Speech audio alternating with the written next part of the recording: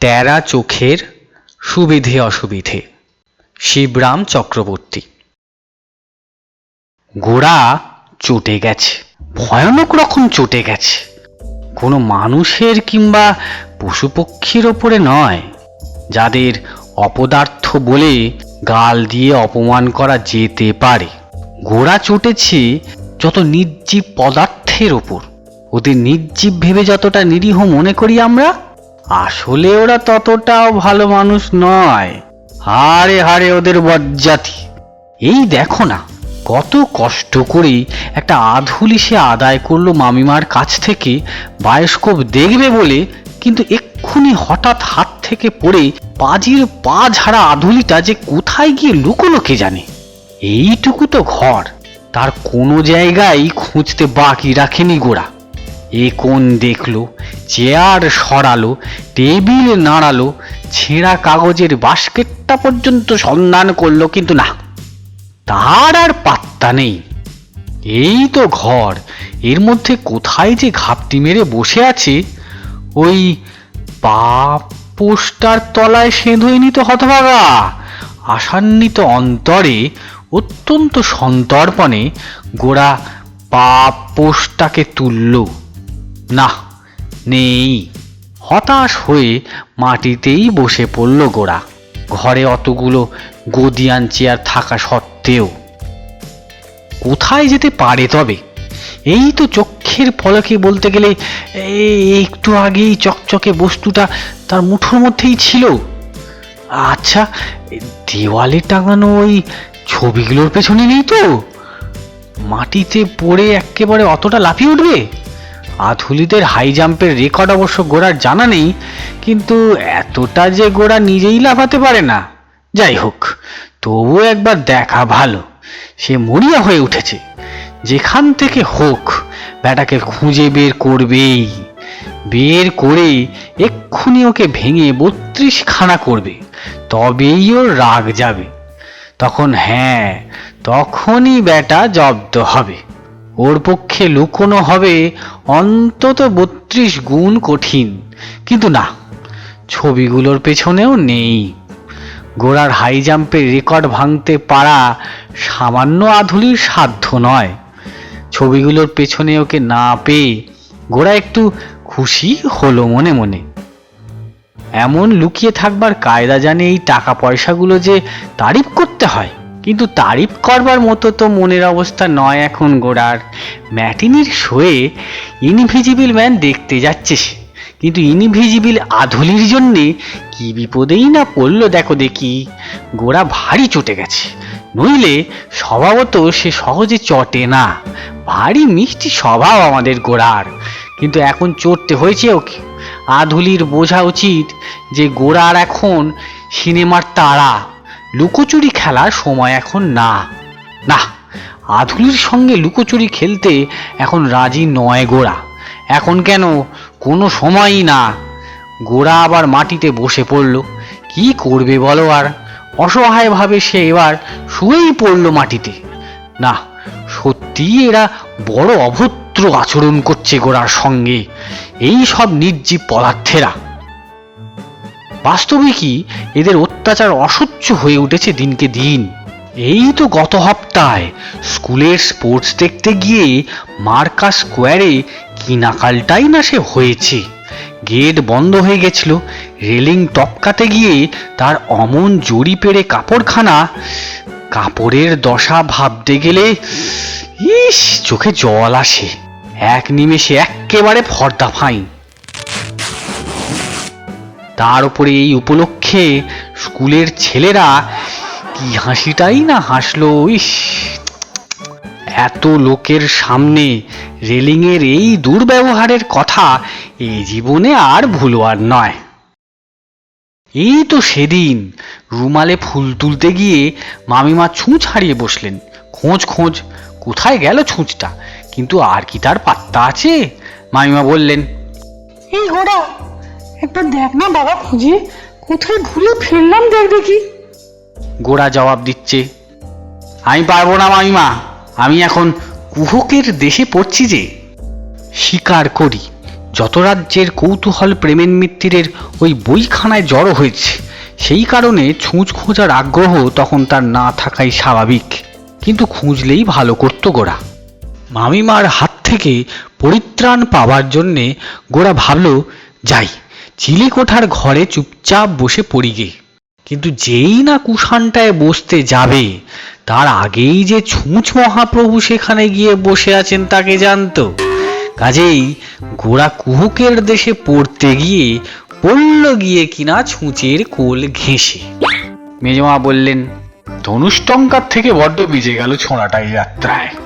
মামিমা বললেন, একমাত্র ভগবানের দয়ায়। মেজমামা সংশোধন করে দেন, একমাত্র 3-4 আইডিনের কৃপায় ঠিক সময় মতো পড়েছিল যে। কিন্তু 3-4 আইডিনের জ্বালাই কি গোরা ভুলতে পারবে? সজীব বলতার কামড়ের চেয়ে এই নির্জীব তরল পদার্থের দাঁত কম ধারালো নয়। সত্যি গোরা অনেকবার নিজেকে প্রশ্ন করেছে, নির্জীব বলে কাহাতোকে এদের মার্জনা করা যায়? প্রশ্রয় পেয়ে পেয়ে বড্ড বার বেড়েছে এরা। জুতোর একটা কাঁটা কিছুদিন ওকে কি কষ্টটাই না দিল। কিন্তু জুতো ছেড়ে যেদিন না সে স্লিপার ধরেছে, সেই দিনই দুর্ঘটনা। একটা সামান্য কলার খোসা, হ্যাঁ কলার খোসার কি প্রাণ আছে? থাকলেও নিশ্চয়ই খুব নিচু দরের হবে। গোড়ার বিবেচনায় কলার খোসাদের কিছুতেই মহাপ্রাণদের মধ্যে গণ্য করা যায় না। ব্যাপার আর কি, তাড়াতাড়ি স্কুলে যাবার মুখে একটা কলার খোসার ঠেলায় পড়ে আমাদের গোড়া একেবারে কুপকাত। আর একটা ছেলে কোথাকার কোন রাবিশ স্কুলের কে জানে, গোড়াকে এসে বলল, খোকা উঠো না উঠো না। আর একটু ওইভাবে। গোড়া উঠতে যাচ্ছিল, কিন্তু আত্মসমরণ করল। কেন? বেশ কায়দায় পড়েছ তুমি। তোমার এই ফিগারটা খাতায় টুকে নি, একেবারে যাকে বলে 45th থিওরেম। গোড়া মর্মান্তিক চটে গেল। কলার খোসা এবং ছেলেটা দুজনের ওপরেই, দুটোই সমান বকাটে।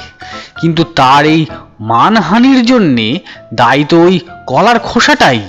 ছেলেটাও তত নয়, জিওমেট্রিও ততটা নয়। যত নষ্টের মূল ওই অন্তঃশ্বাস শূন্য অপদার্থটা। তার উপরে আজ এই আধুলির উপদ্রব। গোড়া মাটিতে শুয়ে শুয়ে পায়ের ওপর পা তুলে দিয়ে এই সব কথাই ভাবছিল। এই সব নষ্ট বস্তুর চরিত্র সংশোধন কি হবে কখনো? বুদ্ধ, যীশুখ্রিস্ট, শ্রীচৈতন্য প্রভৃতি একদা যে সমস্যার সম্মুখীন হয়েছিলেন, আমাদের গোড়া আজ সেই সমস্যার মুখোমুখি শুয়ে আছে। তাঁদের ভাবনার বিষয় ছিল মানুষ, কিন্তু গোড়ার উপলক্ষ হচ্ছে অমানুষ। কিন্তু প্রশ্ন সেই একই, কোনোদিন কি উদ্ধার হবে এদের? অন্তত এই আধুলিটার। কোথা থেকে মেজ মামা এসে পড়েন। কিরে, ভুঁয়ে শুয়ে কেন? বিছানা খুঁজে পাচ্ছিস নে? গোড়া তড়াক করে উঠে দাঁড়ায়। বিছানা নয়, একটা আধুলি এইখানে পড়ে গেল এক্ষুনি। বটে, দাঁড়া খুঁজে দেখি বলে মেজমামা এক দৃষ্টে গোড়ার মুখের দিকে চেয়ে থাকেন। আধুলি কি আমার মুখে রয়েছে? গোড়া একবার নিজের মুখের উপর হাত বুলিয়ে দেখে নেয়। যে এখান থেকে বার করবে তুমি? ওই যে দেয়ালের ওই পাটটায় গিয়ে চুপ করে দাঁড়িয়ে আছে পলাতক। সত্যিই তো। গোড়া এক লাফে গিয়ে আধুলিটাকে আক্রমণ করে। গোড়ার এই অবস্থার লং জাম্প একটা রেকর্ড যোগ্য। কিন্তু নিতান্তই দিনটা খারাপ তার, নইলে আর একটা রেকর্ড জাম্প দিয়ে বেরিয়ে যাওয়ার মুহূর্তেই মেজমামা কখনো তাকে বাগড়া দেন। কোথায় যাওয়া হচ্ছে আধুলি নিয়ে? বায়োস্কোপে নিশ্চয়ই। রবিবার বলে বুঝি পড়তে নেই? হ্যাঁ, নিয়ে আয় জিওমেট্রি। জিওমেট্রি খুলে বসতে হলো গোড়াকে। চেঁচিয়ে চেঁচিয়ে পড়। পড়ছিস কিনা আমিও ঘর থেকে শুনবো। মেজমামা শেলফ থেকে ডিটেকটিভ নোবেলটা টেনে নিয়ে পাশের ঘরের সোফায় গিয়ে শটান হন। গোড়া চেঁচিয়ে পড়া শুরু করে। ওর মনে ভয়ানক প্রতিহিংসা প্রবৃত্তি জেগে ওঠে। এমন জোর চেঁচাবো যে মামাকে নিজেই এসে থামাতে হবে। আরাম করে নোবেল পড়া দফা রফা করে তবে ছাড়বে। হ্যাঁ, গোরা আজ মরিয়া, বিশ্ব সংসারের ওপর সে আজ বীতশ্রদ্ধ। মামিমা ঘরে ঢোকেন, গোরা চোখ তুলে একবার দৃকপাত করে মাত্র, কিন্তু তার তারস্বর থামায় না। ভারী শোরগোল তুলেছিস যে। পড়ছি যে, দেখতে পাচ্ছ না? কি পড়ছিস? জানি নে। না, চেঁচিয়ে চেঁচিয়ে পড়ছিস, অত জানিস নে? গোরা গম্ভীরভাবে জবাব দেয়, পড়ছি, কিন্তু শুনছি না। মামিমা হাসতে থাকেন। তা বেশ করেছিস, কিন্তু আজ সন্ধ্যাবেলায় কোথাও বেরোসনি যেন? আজও ঘোষ সাহেবের বাড়ি পার্টি আছে।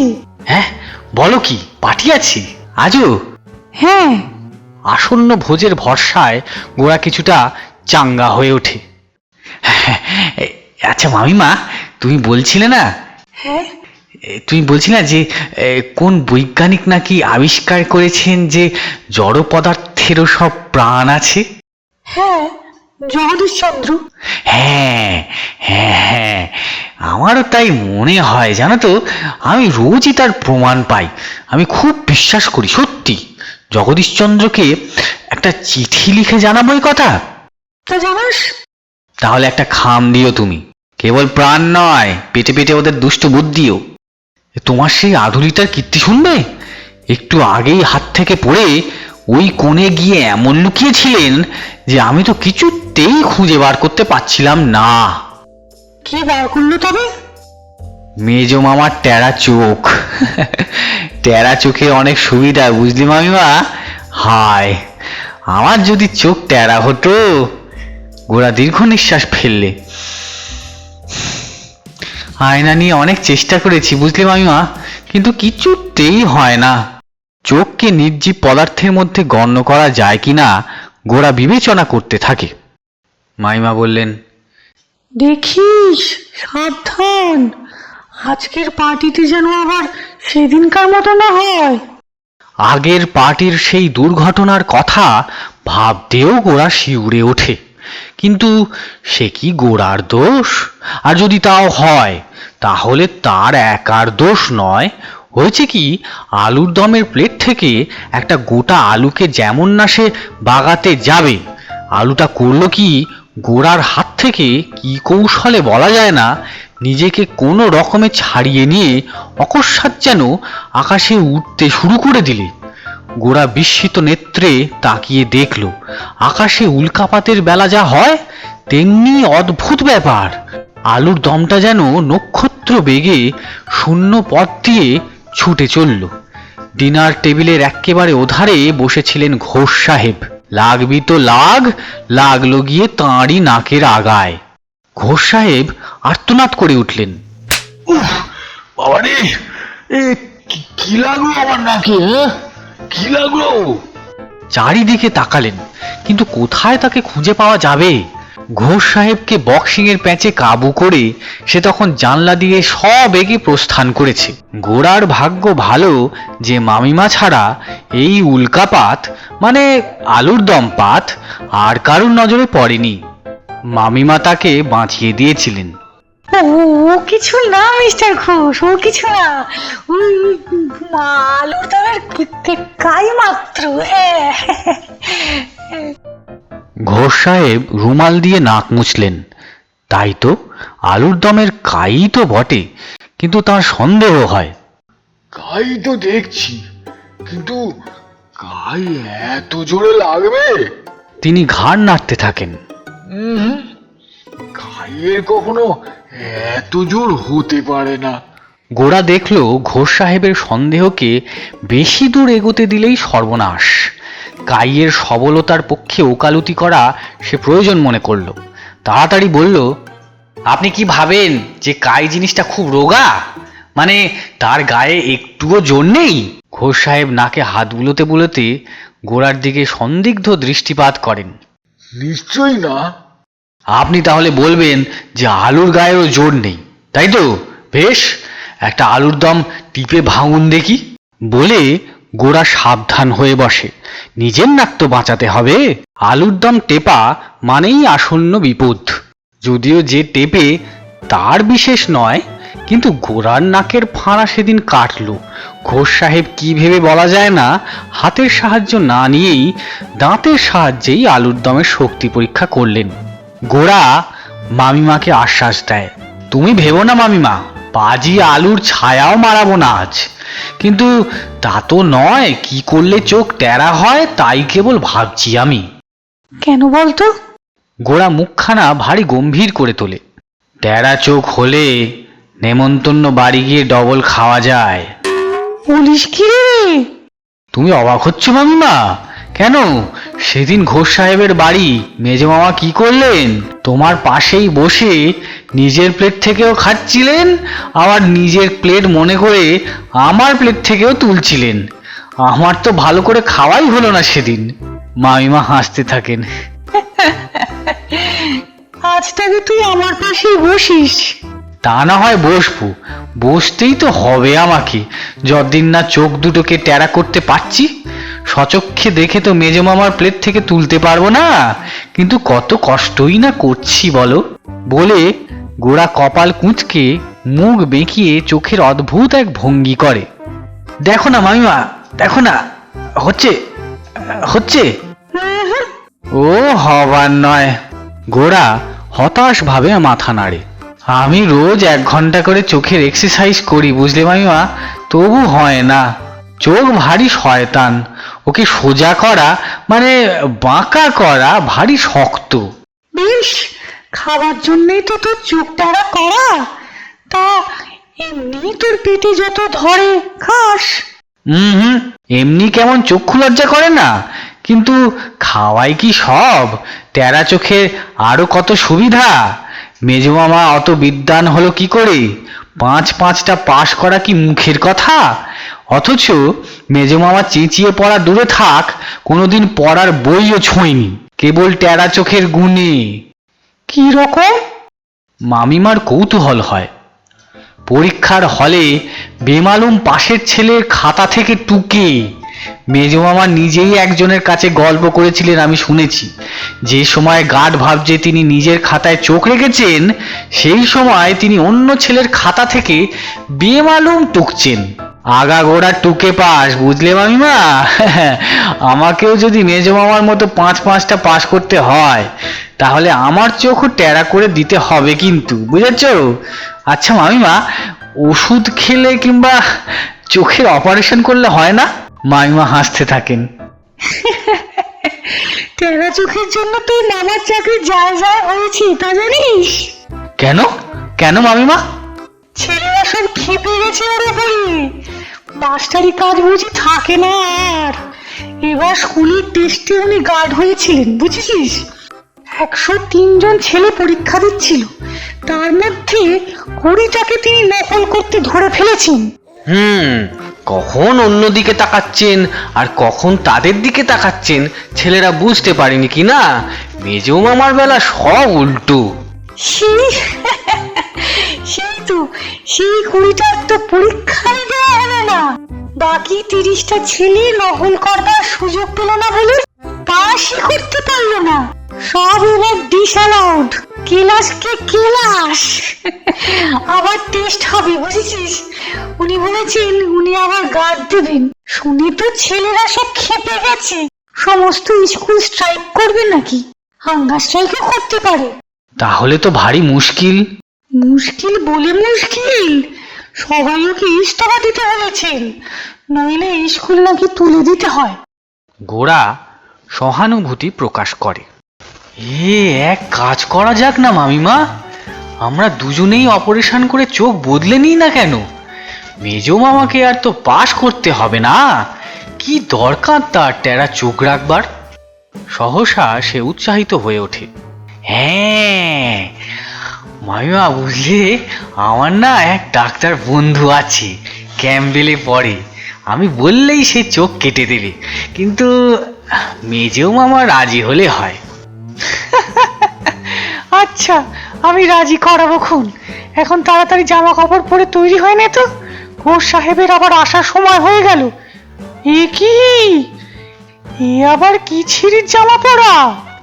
গোরা তাকিয়ে দেখে স্ট্রাইপের শার্টটা সে উল্টো করেই গায়ে দিয়েছে। স্ট্রাইপের চকচকে দিকটা ভেতরে ঢাকা পড়েছে, তবু এতক্ষণ তার খেয়ালই হয়নি। গোরা নিজের অমনোযোগে অবাক হয়ে যায়। ও, তাই উনি খাবার সময় বলছিলেন যে সকাল থেকে গোড়া একটা নতুন জামা গায়ে দিয়ে রাখছে। কিন্তু কি ভোলা মন হয়েছে দেখো আমার। আমি কিনে দিয়েছি জামাটা, কিন্তু কখন যে কিনে দিল কিছুতেই মনে পড়ছে না। আর এদিকে বাবা উল্টো করে শার্ট পরা হয়েছে। মামিমার হাসি আর থামে না। হ্যাঁ, তাই তো, কি সর্বনাশ! সকাল থেকে গোরা এই জামা গায়ে দিয়েই তো ট্রামের অল ডে টিকিটে সমস্ত কলকাতা ঘুরে এসেছে। আর কত লোকের চোখেই না পড়েছে। তাদের তো আর মেজো মামার মতো টেরা চোখ নয় যে তারা নতুন জামা পরতেই শেখেনি। নেহাত আনাড়ি। কি লজ্জার কথা ভাবো দেখি। গোরার বিরক্তি চরমে ওঠে। আমি কি আর উল্টো করে পড়েছি নাকি? বরং আমাকেই তো উল্টো করে পড়েছে জামাটা। আরে এরা যে কি দুষ্টু তুমি জানো না মামিমা। এরা যা লেগেছে না আমার পেছনে, আমি আর পেরে উঠছি না এদের সঙ্গে। গোরার কাঁদতে বাকি থাকে কেবল। এই হতচ্ছাড়া জামাটা গোরাকে কি অপমানটাই না করেছে আজ সারা দিন, অথচ গোরাকে তা মোটে জানতেই দেয়নি। না জানিয়ে অপমান, হ্যাঁ? তার চেয়ে খারাপ আর কিছু হতে পারে না। একে ছিঁড়ে কুটি কুটি করলে তবেই গোরার রাগ যায়। হ্যাঁ, তাই করবে গোরা। এক্ষুনি একে ছিন্ন বিচ্ছিন্ন করে ফেলবে। ইতর বস্তুদের অভদ্রতার চূড়ান্ত শোধ তুলে সে ছাড়বে আজ, এই তার প্রতিজ্ঞা। জামাবধের দৃঢ় সংকল্প নিয়ে গোরা সব এগে বেরিয়ে যায়। সন্ধ্যার মুখে ঘোষ সাহেবের মোটর গাড়ি গোরাদের বাড়ি ঢুকলো। গোরা তখন তার বন্ধু ঘুন্টির সঙ্গে মার্বেল খেলায় মত্ত। ঘোষ সাহেব গাড়ি থেকে নামতেই গোরা ছুটে আসে। মিস্টার ঘোষ, বুঝলেন মিস্টার ঘোষ, আমরা না কেউ আজ পার্টিতে যেতে পারবো না, বুঝলেন মিস্টার ঘোষ। আরে মেজো মামা এই মাত্র, বুঝলেন, এই মাত্র পা ভেঙে ফেলে হাসপাতালে গেছেন। হ্যাঁ, বলো কি? কিরকম পা ভেঙে ফেললেন? কিরকম? তখন আবার আমি আর ঘুন্টি এই লনে মার্বেল খেলছি, আর ওইখানে ওই যে সিঁড়ি, ওই যে 3টে ধাপ, ওই সিঁড়ি দিয়েই মেজো মামা নামছিলেন। সিঁড়িগুলো দেখতে পাচ্ছেন তো? হ্যাঁ, দেখতে পাচ্ছি বল কি, কিন্তু মেজো মামা দেখতে পাননি। হ্যাঁ, দেখতে পাননি কিরকম আবার? আমি তো স্পষ্টই দেখলুম তিনি সিঁড়ি দেখেই নামছেন, কিন্তু পরে জানা গেল তা নয়। সিঁড়ির দিকে তিনি তাকিয়ে ছিলেন বটে, কিন্তু দেখছিলেন ওই গির্জার ঘড়িটায়। হ্যাঁ, মেজো মামার কোনো দোষ নেই, বুঝলেন মিস্টার ঘোষ। ওই সিঁড়িগুলোই ভারী পাজি, ওই সিঁড়িগুলোই। হ্যাঁ, আমাকেও যে কতবার যে ফেলে দিয়েছে না, কিন্তু পা ভাঙতে পারিনি। কেন জানেন? আমার পা ভারী শক্ত কিনা, তাই। হ্যাঁ, সমাপ্ত।